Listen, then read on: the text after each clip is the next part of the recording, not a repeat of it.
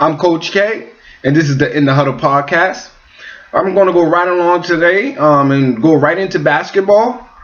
Today's debate I want to bring up was the NBA MVP race. Okay, right now I don't know about you guys, a lot of people feel it's neck and neck turtle race between James Harden and LeBron James. Okay, now obviously LeBron has to do way more, I feel, and this is why he has my edge over the MVP race. It's because LeBron, with all the things he had to do this year, with dealing with injuries from his teammates all around all year long, trades, a whole new group of guys coming in from the trade to meshing with them and gelling with them. This guy's still, third in the East in standings. LeBron hasn't missed not one game this whole season. Okay, not one. Played every single game, even All-Star game. Okay, this man is in his supposed declining years of his career, 33 years of age, and this guy looks like he's just fresh out out of high school again. The guy's doing remarkable things this year. Okay, and with the team that he has set forth in front of him, he hasn't really been able to, bring the team together due to the injuries, due to the trades, coach feud with him, or the Kevin Love incident where they would question his illness when he left the game early in the season in the second quarter and went home. This guy still put this team behind his back. Okay, he's averaging 27.6 points a game. Okay, he's averaging about 8.6 rebounds a game, and you have 9.1 assists. Okay, James Harden, yes, he's incredible. He could do whatever he wants in the court. We all know that, but he also has plenty of help. Okay, he's surrounded with a good supporting cast. Okay, we have, he has Joe Johnson, he has Chris Paul to facilitate the ball. Facilitate the ball for him at times. He doesn't have to control the ball and run the point every single time now. So it gives him time to space out, open the floor, and be a slasher that he is, or a pull-up jumper on him. So this year, yes, he's averaging more than LeBron. He's averaging 30 points a game. Okay, but as far as his rebounds and assists are under, we're talking about 4 or 5 difference on rebounds and assists. Okay, James is averaging 5.4 rebounds a game, and also he's averaging 8.7 assists a game. So they're both not too far from each other. I just feel more that LeBron James should win this MVP this year. Not because James Harden won it last year, but I think he deserves it. He really does deserve it. I never thought I would see, I don't think any Michael Jordan fan that grew up on Michael Jordan thought we will see a guy that is damn near as close to Michael Jordan. I'm not going to say he's better than Michael Jordan. He's not. But with his game, his excitement of it, every time he has the ball, you have to sit there and watch. Like, what is he going to do? Okay? The last person you can really say that, you can say Kobe. Michael Jordan is the last electrifying player. And now it's LeBron James. Like, I am here to say LeBron James is just as electrifying as Michael Jordan. Okay? The guy is just unbelievable. Okay? He is the king. He is the king. There's nobody better than the NBA or anybody in the world in basketball better than LeBron James as of right now. Okay? So, therefore, I say LeBron should win the MVP race. James Harden, it's no biggie. You already won last year, so you already got that under your resume. Go win a championship. Okay? You have yet to win a championship. Go do that. Focus on that. MVP shouldn't be your focus. Okay? LeBron, it shouldn't be LeBron's focus either. But the debate is, which other two are going to win it, because it's up to them too. Okay? So my pick, LeBron James wins 2018 MVP of the NBA this year. Next up, we're going to roll right into the Celtics update. We caught a 3-point win, 97-94. And Jaylen Brown hits the go-ahead 3-point shot at the buzzer. Well, 0.3 seconds left on the clock.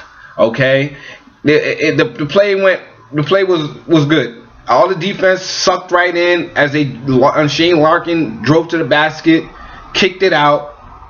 The C's threw another additional pass, a great way to move the ball, and you had Jaylen Brown on top of the key and hit nothing but net.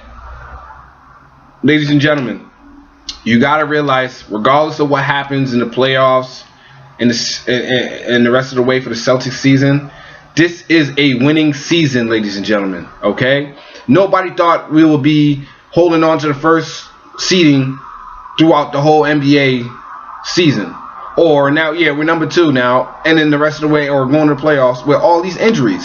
Okay? Last night, we did not have Al Horford missing for a sprained ankle. We didn't have Marcus Morris, who sprained his ankle on a game-winning shot the game before. He was gone. And then you have the other guys we have. Kyrie's out with the knee surgery. We have Marcus Smart, our defensive specialist. He's out with a thumb surgery. You know, you got Gordon Hayward, as we always talked all year. You know, and then you have Daniel Theis, Daniel Theis, and he's out all the rest of the season due to knee surgery. Okay, these are core people on our team that do things for us, and we're still accomplishing wins, okay? We just went on a West Coast 4-game win streak. We are now back with a 4-0 West Coast trip record, ladies and gentlemen, without Kyrie, okay? Without missing pieces here and there, okay? Jason Tatum and Jaylen Brown have stepped it up. They stepped their game up big time, and it's going to be very hard to see as in Gordon Hayward comes back next year, who will be coming off the bench. That'll be Hayward, unless he's not fully ready, which he should be. So, you know, we're going to have even a better bench next year, because either or Jaylen Brown or Jason Tatum come on off the bench, either or complement each other and complements what each other does. Okay? So we'll be fine. And like I said, this year's not a loss, whether it's a first round knockout. We know Kyrie won't be there in the first round, as well as Marcus Smart.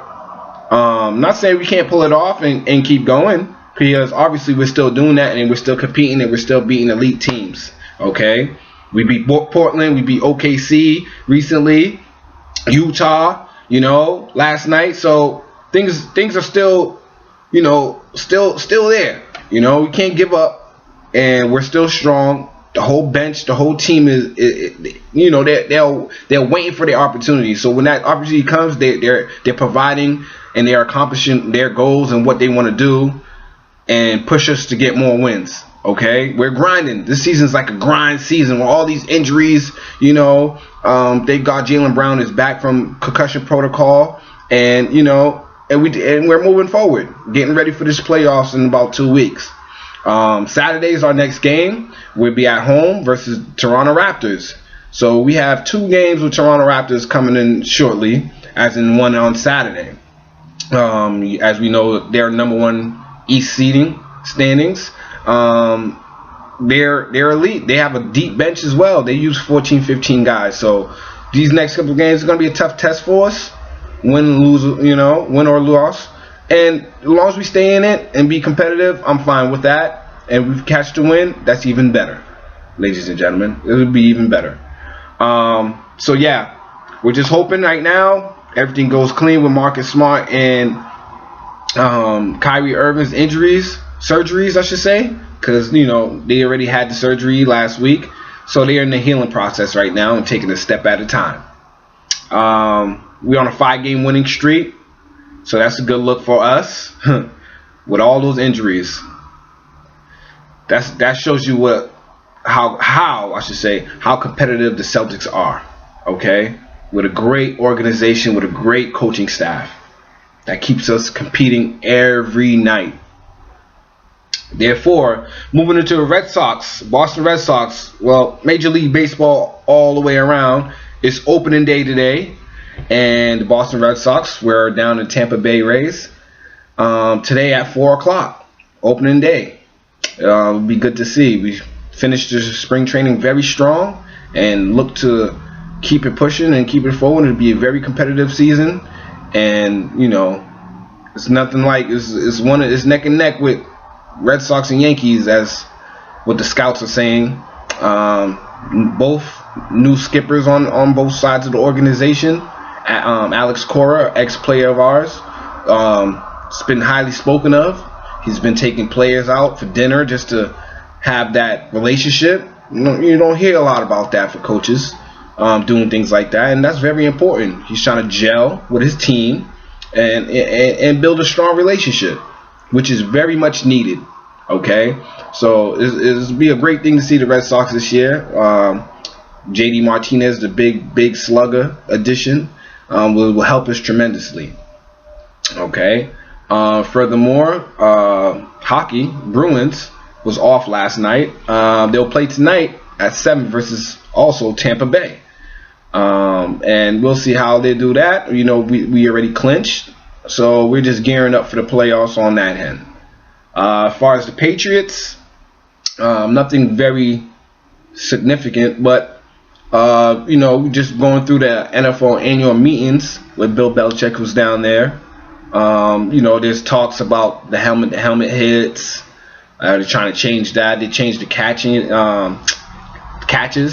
What is a catch now? So obviously that Pittsburgh Jesse James should have been a touchdown, as what they're saying, as well as what was it, Des Bryant? It was, yes, Des Bryant's touchdown. So that was considered a touchdown now. So things are changing. This is when, you know, people vote on new rules and things that they want to change up. One thing they are looking into, which is not voted on yet, but they're going to look into, is something they call, as a Patriots fan, and, you know, Josh McDaniels rule. Okay, they're calling it that now because, as you know, Josh committed to Indiana Colts head coaching job for next year, and then declined it after the season was over, after we lost the Super Bowl. So I guess they're trying to make improvements on that, where maybe guys who are still in the playoffs can't make agreements or be talked to until after the Super Bowl or after their playoff run, which is a smart idea for me. You know, to me, I feel like it's smart. It keeps, you know, everybody at the same page. You know, you don't want to have the edge on somebody where, you know, your head coach or your offensive coordinator or your defensive coordinator is going to be leaving you guys and he's still coaching you. You know, it doesn't seem too good. So that's a good look on them trying to change that in that format. That's all about the annual meeting. There's nothing else. It was, you know, just a bunch of free agency talks and trades and things are getting lined up for the draft. Also today, Lamar Jackson has his pro day, who I'm a big fan of. The Louisville quarterback has a pro day today. I'm looking to see the highlights on that later on. Also, right into breaking news, Miles Bridges from Michigan State has declared for the NBA draft, for this upcoming NBA draft. Also, LaMelo Ball, in the Ball family, has also declared for the NBA draft, knowing he has spent this past year in Lithuania. Excuse my language, Lithuania. I'm sorry. And he's declared, but, you know, prospects say he might not be NBA ready or might not be getting drafted. So we'll see how that plays out. They feel like he needs more help with defensive, and his size is a little bit undersized. We'll see how far that goes. But that'll be all for today. Please like, share, and comment. And I'll see you guys tomorrow. And this is the Coach K, and this is the In the Huddle podcast. I'm out.